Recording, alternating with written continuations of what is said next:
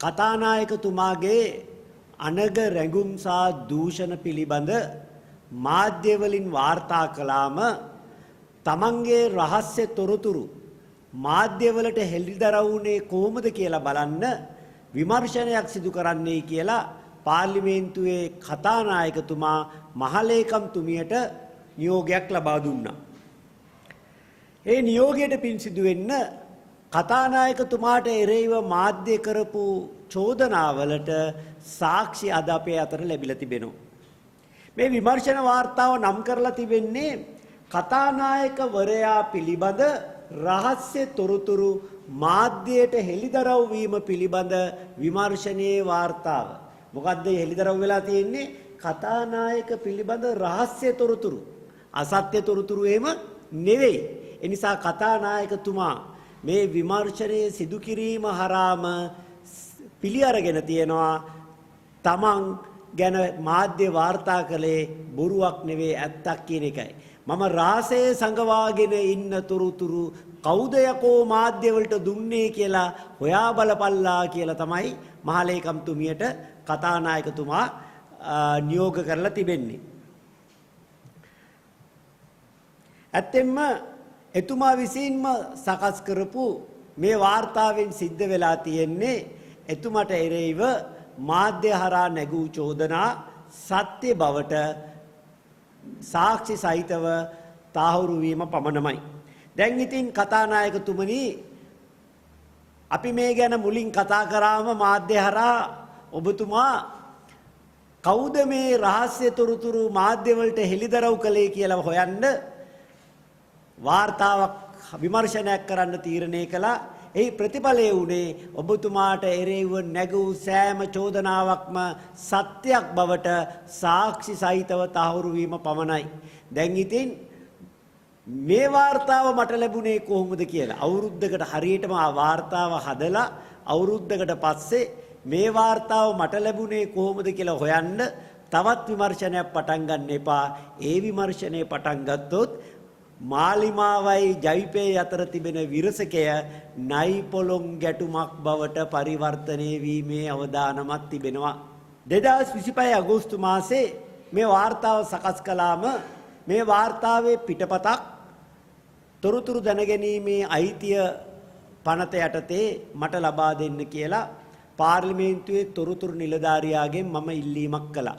එතකොට තොරතුරු නිලධාරියා දැනුම් දුන්නේ කතානායකතුමාගේ උපදෙස් මත එම ඉල්ලීම ප්‍රතික්ෂේප කරමි. එහෙම කතානායකට තොරතුරු නිලධාරියා දෙන තොරතුරු දෙන්න එපා කියන කිසිම බලයක් නැති නිසා ඒ තීරණයට එරෙහිව මම නම් කළ නිලධාරියාට අභියාචනාවක් කළා. මෙන්න બોලේ නම් කළ නිලධාරියත් එවනවා කතානායකතුමාගේ උපදෙස් පරිදි වාර්තාව ලබා දීම ප්‍රතික්ෂේප කරමි. මම ඒ පාර ඒ තීරණයට එරෙහිව තොරතුරු දැනගැනීමේ කොමිෂන් සභාවට අභියාචනාවක් ඉදිරිපත් කළා. ඒ අභියාචනාව විමර්ශනය ඇදී යද්දී මා ගැන අනුකම්පා කළ මීයෙක් කතානායකතුමාගේ ලාච්චුව ඇතුළට රිංගලා කතානායකතුමා මේක වෙන කාටවත් දෙන්නේ නැතුව කතානායකතුමාගේ ලාච්චුව දාලා අගුළු දාලා යතුරු එතුමා ගාව තියන් ඉන්නේ හදිස්සියට පියන් කෙනෙකුටවත් දෙන්නේ නැහැ. ඒ වාර්තාවේ පිටපත මට සුපුරුදු පරිදි තැපෑලෙන් ඇවිල්ලා තියෙනවා. මට තැපෑලෙන් රහස් වාර්තා පැමිණීම අද ප්‍රවෘත්තියක් නෙවෙයි. ඔබට මතක ඇති ANJ අල්විස් පාස්කු වාර්තාව, ඉමාම් පාස්කු වාර්තාව, ඉන්දියාව සමග අත්සන් කළ ගිවිසුම් 3ක්, බහලුම් 323 විස්තර යනාදී සියල්ල මට ඔය ආකාරයෙන්ම නිර්නාමිකව තැපෑලෙන් ආවා. අදට මන් දන්නේ මට මේ තුරුතුරු එවන මේ මීයා කවුද කියලා. හැබැයි ජනාධිපති ලේකම් කාර්යාලයේ හිටියේ මීයා පාර්ලිමේන්තුවේ ඉන්න තම හිතවත් මීයෙකුත් යාළු කරගෙන මට උදව් කළ යුතුයි කියන ස්ථාවරයට පැමිණ ඇති බව නම් පැහැදිලි. එතකොට මෙම විමර්ශන වාර්තාවෙන් කතානායකවරයාට එරෙහිව දූෂණ චෝදනා 10ක් සාක්ෂි සහිතව ඔප්පු වී තිබෙනවා. පළමු චෝදනාව තමයි කතානායක නිල නිවස මහජන මුදලින් නඩත්තු කරමින් තිබියදී ලෝරිස් පාරේ තවත් රජයේ නිල නිවසක් කතානායකවරයාගේ පාවිච්චියට යොදා ගැනීමෙන් මහජන මුදල් අවභාවිතා කිරීම. කතානායකවරයාට Taman කැමති නිල නිවසක නතර වෙන්න බෑ. මේ රටේ නිල 3කට විතරක් නිල නිවස කුමක්ද කියලා ආයතන සංග්‍රහය උපලේඛනගත කරලා තියෙනවා. ඒ තමයි ජනාධිපති නිල නිවස, අගමැති නිල නිවස, කතානායක නිල නිවස. එතකොට මේ වෙන් කරලා තියෙන නිල නිවස හැර වෙනත් නිල නිවසක් පාවිච්චි කරන්න කතානායකවරයාට බෑ.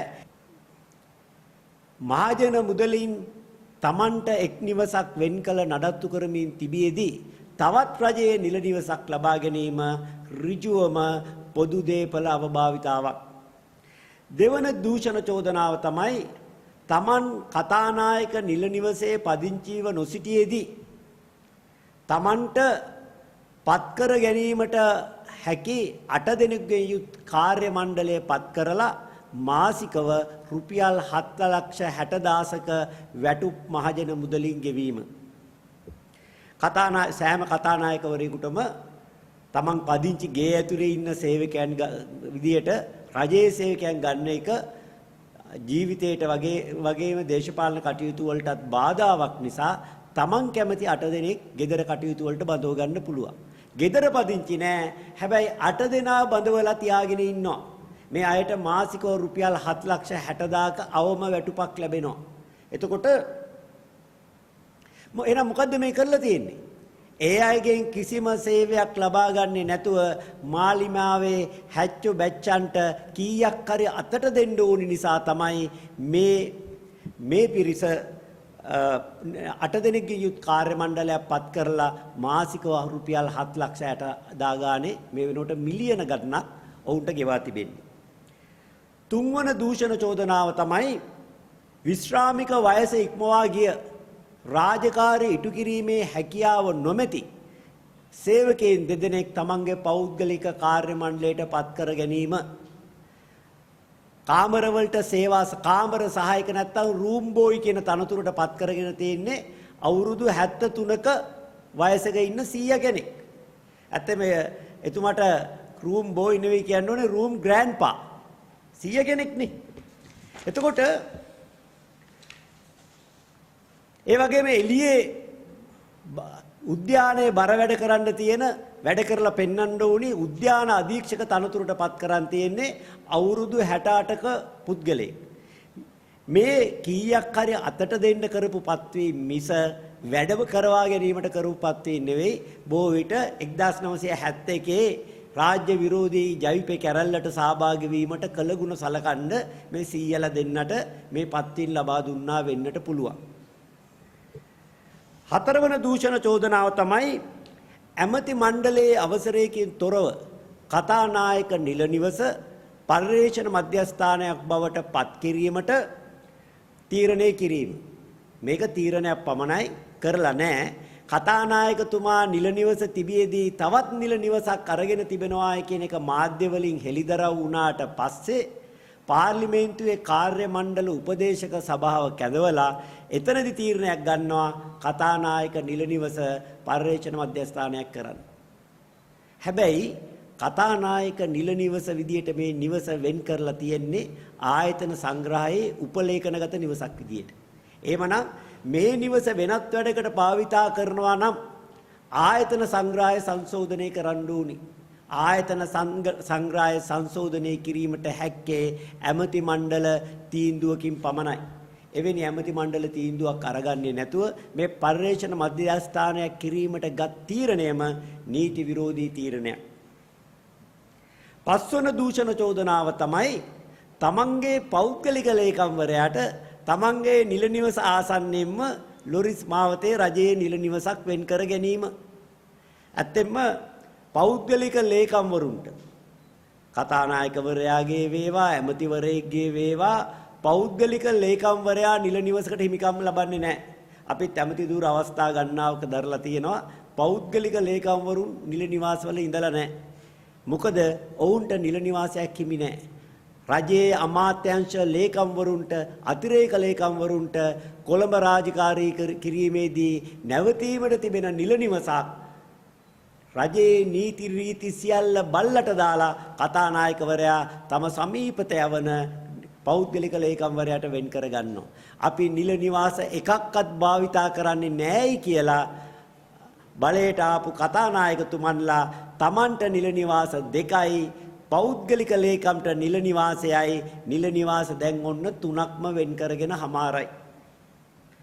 ඒ වගේම සයවන දූෂණ චෝදනාව තමයි කතානායක නිල නිවසේ උපලේඛනගත භාණ්ඩ නිවසින් බැහැරව භාවිතා කිරීමට කටයුතු කිරීම. දැන් කතානායක නිල නිවස සම්පූර්ණයෙන්ම නඩත්තු වෙන්නේ මහජන මුදලින්නේ. එතන කිසිම දෙයකට කතානායකවරයා සතයක්වත් වියදම් කරන්න ඕනේ නැහැ. එතන පාවිච්චි කරන ඇඳ ඇතිරිලි කොට්ට උර තුවා යනාදිය හෝදන වියදම ලොන්ඩරි ගාස්තුව දරන්නේ මහජන මුදලි. හැබැයි දැන් කතානායකතුමා ඉන්නේ නිල නිවසේ නෙවෙයිනේ. එතුමා මොකද කරන්නේ? අර අතන තියෙන කොට්ට මෙට්ට ඇඳ ඇතිරිලි තුවා යනාදිය තමන් ඉන්න ගෙදරට ගිහිල්ලා භාවිතා කරලා කිලුටු උනාම ගෙනල්ලා දානවා නිල නිවසට. දාලා විතර තියෙන අලුත් බඩු සෙට් එකක් අරගෙන යනවා. ඒතකොට අරවා මහජන මුදලින් ලොන්ඩරීට දාලා හොදා ගැනීමට ලැබෙනවා. තුට්ටු දෙකේ වැඩ කරලා තියෙන්නේ. හිඟන්නවත් මෙහෙම මහජන මුදල් අපහරණය කරන්නේ නැහැ. එතකොට මේ තමන්ගේ කිලිටි රෙදි ටික පවා මහජන මුදලින් සෝදා ගන්න තමයි කතානායකතුමා කටයුතු කරලා තියෙන්නේ. සත්වන දූෂණ චෝදනාව තමයි පාර්ලිමේන්තුවේ සම්මත ක්‍රියාපටිපාටියෙන් බැහැරව තමන්ගේ නිල නිවසේ වායු සමීකරණය කැඩුනම ඒක අලුත් වැඩියා කරගන්න පාර්ලිමේන්තුවේ නිලධාරීන් යොදා ගැනීම. මේ පිළිබඳ වාර්තාවේ 4 වන පිටුවේ පාර්ලිමේන්තු මහලේකම්තුමිය සඳහන් කරනවා මේ සම්මත පටිපාටියෙන් බැහැරව මේ සිදු වුණත් මේ සිදුවීම මේ දක්වා මාධ්‍ය විසින් වාර්තා කර නොමැති බවද නිරීක්ෂණය කරමි කියලා. ඔන්න දැන් ඒකත් හරි. අද මාධ්‍ය වලට පුළුවන් ඒකත් වාර්තා කරලා ඒ අඩුපාඩුවත් සම්පූර්ණ කරන්න. 8 වන දූෂණ චෝදනාව තමයි කතානායකවරයාගේ නැති මාධ්‍ය අංශයකට NC 49/23 අංකයේ දරන වෑන් රථය පාර්ලිමේන්තුවේ වාහන ඇණියෙන් වෙන් කර ගැනීම. කතානායකවරයාට මාධ්‍යාංශ කියලා වෙනම අංශයක් නැහැ. පාර්ලිමේන්තුවේ සංනිවේදන දෙපාර්තමේන්තුවේ සේවය ලබා ගත යුතුයි. වෙනම මාධ්‍යාංශයක් තියෙන්නේ ජනාධිපතිතුමාටත් අගමැතිතුමාටත් පමණයි. එතකොට නැති මාධ්‍යාංශයකට තමයි පාර්ලිමේන්තුවේ වෑන් රථයක් කතානායකවරයා වෙන් කරගෙන තිබෙන්නේ. 9 වන දූෂණ චෝදනාව තමයි අර නැති මාධ්‍යාංශයට කියලා කැමරා දෙකක් ඡායාරූප ගන්න කැමරාවයි වීඩියෝ කරන කැමරාවයි කැමරා දෙකක් අරගෙන වෘත්තීය ඡායාරූප ශිල්පීන් වෙනුවට දැන් එතන නැහැනේ වෘත්තීය ඡායාරූප ශිල්පීන්. එයි මාධ්‍යාංශයක් නැහැනේ. කළමනාකාර සහකාරවරුන් ලවා ඒ කැමරා භාවිතා කරන්න කටයුතු කරලා තියෙනවා. ඒවා අවදානමකට දාලා තියෙනවා. පාර්ලිමේන්තු කාර්ය මණ්ඩල ප්‍රධානී තමින්ද කුලරත්න මහත්තයාගේ වැඩතහනමට ලක් කළාට පස්සේ මේ නැති මාධ්‍ය අංශයකට වෑන් රථයක් සහ කැමරා දෙකක් ලබා ගත්තාය කියලා අල්ලස් කොමිසමට පැමිණිලි කරා. මේ පැමිණිල්ල කරාට පස්සේ ඊයමොල රත් වෙච්ච කතානායකතුමා අනේ ඇමති මණ්ඩල පත්‍රිකාවක් දාලා මගේ මාධ්‍යාංශේ විධිමත් කරලා දෙන්න කියලා අගමැතිතුමියගෙන් ඉල්ලීමක් කරා. අගමැතිතුමිය බෑ කිව්වා. සීලුම ලිපි ලේඛන මා සතුයි. ඊළඟට මුදල් අමාත්‍යාංශයේ කළමනාකාර සේවා දෙපාර්තමේන්තුවෙන් ඉල්ලනවා අනේ මේක විධිමත් කර දෙන්න කියලා. ඒ අයත් බෑ කියනවා. ඊට පස්සේ ජනාධිපතිතුමාට ලියනවා අනේ මේක විධිමත් කර දෙන්න. මේ මොකද්ද කියන්නේ? මට මේ තනියෙන් පරිප්පුව කන්න බෑ කන පරිප්පුව බෙදාගෙන කමුයි කියලා. අගමැතිතුමියත් බෑ කිව්වා. මුදල් අමාත්‍යාංශයත් බෑ කිව්වා. ඔන්න ජනාධිපති ලේකම්තුමත් බෑ කියලා ලියුමක් කියවනවා. ඒ නිසා මේ පරිප්පුව නම් කතානායකතුමාට තනියෙන් කන්නට සිද්ධ වෙනවාමයි. ඒ වගේම 10 වන දූෂණ චෝදනාව තමයි කතානායකතුමා මේ ආණ්ඩුව විසින් ඇමතිවරුන් മന്ത്രി ඕනම ඇමතිවරයෙක් හෝ කතානායක එකම මට්ටමට ගෙනෙන්නේ ඇමති තනතුරට එක ඉන්ධන දීමනාවක් ලැබෙනවා තමන්ගේ දිස්ත්‍රික්කයේ අනුව മന്ത്രി තනතුරට තවත් ඉන්ධන දීමනාවක් ලැබෙනවා ඇමති මණ්ඩලයේ තීරණයක් කරන් ප්‍රසිද්ධ කරා අපි ඇමති ඉන්ධන දීමනාව විතරයි ලබා ගන්නේ තමන්ගේ മന്ത്രി ඉන්ධන දීමනාව ලබා ගන්නේ නෑයි කියලා. නමුත් කතානායකතුමා කතානායක ඉන්ධන දීමනාවයි පොළොන්නරුවේ മന്ത്രി කෙනෙකු විදියට ලැබෙන ඉන්ධන දීමනාවයි දෙකම ලබාගෙන මේ ප්‍රකාශයට අනුව වංචනිකව කටයුතු කර තිබෙනවා. කතානායකවරයාගේ දූෂණ පිළිබඳ වරින් වර විවිධ අය පාර්ලිමේන්තුවේ කාර්ය මණ්ඩල ප්‍රධානියාද ඇතුළුව විවිධ අය පැමිණිලි අල්ලස් කොමිසමට ඉදිරිපත් කළත් ඒ අයට මේ තාක් සාක්ෂි ඉදිරිපත් කරන්න බැරි වුණා. අල්ලස් කොමිසමටත් මේ දවස් වෙනකම්ම සාක්ෂි සොයාගන්න බැරි වුණා. ඔන්න දැන් කතානායකතුමාට පින් සිද්ධ වෙන්න එතුමා හදපු වාර්තාවෙන්ම එතුමාට එරෙහිව තියෙන චෝදනා 10ක සාක්ෂි අප සතු තිබෙනවා. දැන් ඉතින් අල්ලස් කොමිසමට ඉතුරු වෙලා තියෙන්නේ මේ තොරතුරු ටික පදනම් කරගෙන කතානායකතුමාව අත්අඩංගුවට අරගෙන පොදු දේපල පනත යටතේ අධිකරණයට ඉදිරිපත් කරලා බන්ධනාගාරගත කරන එක විතරයි. මොකද අප ලැබෙන්නේ නැති වරදක්නේ. ඒ නිසා අපි ඉදිරි සතියේදී මේ වාර්තාව අල්ලස් කොමිසමට බාර දෙන්න කටයුතු කරන්න බලාපොරොත්තු වෙනවා. ඒ නිසා නුදුරු දිනක ලංකා ඉතිහාසයේ තනතුරේ සිටියේදී අත්අඩංගුවටගත් පළවෙනි කතානායකවරයා ලෙස ජගත් වික්‍රමරත්න මහතා ඉතිහාසයට එකතු වෙනවා. ඔබේ මාධ්‍යයෙන් ඔබට වාර්තා කරන්න පුළුවන්. මම හිතනවා පාර්ලිමේන්තු විපක්ෂය මේ වාර්තාව අධ්‍යයනය කරලා කතානායකවරයාව එළව ගන්න බැරි වුණු දූෂණ විශ්වාස භංග යෝජනාවක් ගෙනීම විපක්ෂයේ වගකීම. ආණ්ඩුවේ අය යාව බේර ගන්න අතීසුවොත් ආණ්ඩුවේ මන්ත්‍රීවරුන්ගේ දූෂණ විරෝධී නිර්වත පේනවා එතකොට. දැන් අපට මතකයි කේවී රම්කල්ල අබතුමාට එරෙහිව ගෙනාව විශ්වාස භංග යෝජනාවක්. ඒකෙදී ආණ්ඩුව රැක්ක යාවා. නමුත් මොකද උනේ? ඊට පස්සේ ඔහු ඒ ආණ්ඩුව මොකාලේ අත්අඩංගුවටපත් වුණා. ඒ ආණ්ඩුවට තවදුරටත් දූෂණ විරෝධී මතවාද කියාගන්න බැරි වුණා. ඉතින් මේ විශ්වාස භංගයේ ආණ්ඩුව විසින් පරාජය කළොත් කතානායකට හේතුව විශ්වාස භංගයක් විපක්ෂයේ පාර්ලිමේන්තු විපක්ෂයේ දිනා යුතුයි. ඒ විපක්ෂයට වෙන්න පුළුවන් හොඳම දේ තමයි ආණ්ඩුවේ 159 එකතු වෙලා කතානායකතුමාව රැකගන්න. ඒ රැක ගැනීම තුළ තමයි ආණ්ඩුව අවසන් වෙන්නේ. ඇයි මේ වගේ සාක්ෂි සහිතව තමන් දූෂණ කරාය කියලා තමන්ම හෙළිදරව් කරලා තිබියදී ඔව්ව තියාගන්න අත උස්සනවා කියන්නේ ඊට වඩා දූෂිතව ටිකක් මේ සක්වලේම ඉන්න විදියක් නැහැ.